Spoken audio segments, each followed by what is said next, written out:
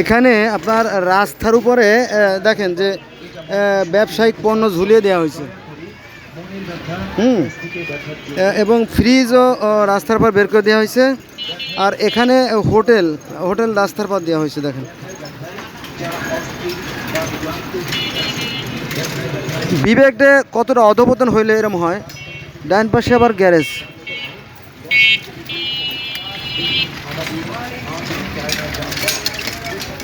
রাস্তা যদি এভাবে দখল হয়ে যায় তাহলে মানুষ চলবে কি করে? এই দেখেন রাস্তার পরে এই যে আপনার বেঞ্চ বসায় রাখছে, ওইদিকে ওয়ালিংয়ের কাজ হচ্ছে রাস্তার পরে।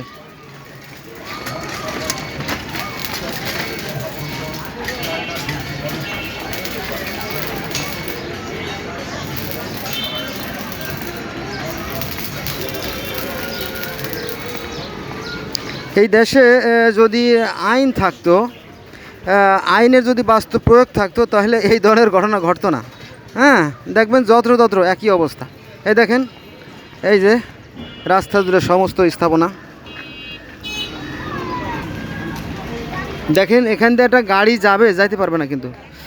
বাম পাশে একটা পিক আপ আছে, বাম পাশে গ্যারেজ আছে, আবার ডাইন পাশেও গ্যারেজ আছে।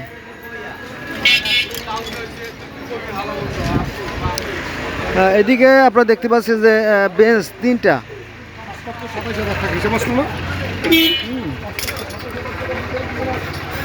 এটা হাস্যকর একটা দেশ, বুঝছেন, হাস্যকর। এই দেখেন সামনে আবার এখানে আপনার চাল ডাল আটা মাদা দেওয়া হচ্ছে। হ্যাঁ, এই দেখেন এগুলো অন্যায়। আর এভাবে রাস্তার পরে দাঁড়ায় দাঁড়ায় এগুলো দিতে হবে, এটা অন্যায়। এটা দোকানে বসে দিতে পারতো। হ্যাঁ, কিন্তু এটা লোক দেখায় বেশিরভাগই এভাবে জনসম্মুখে দেখানো হয় এটা।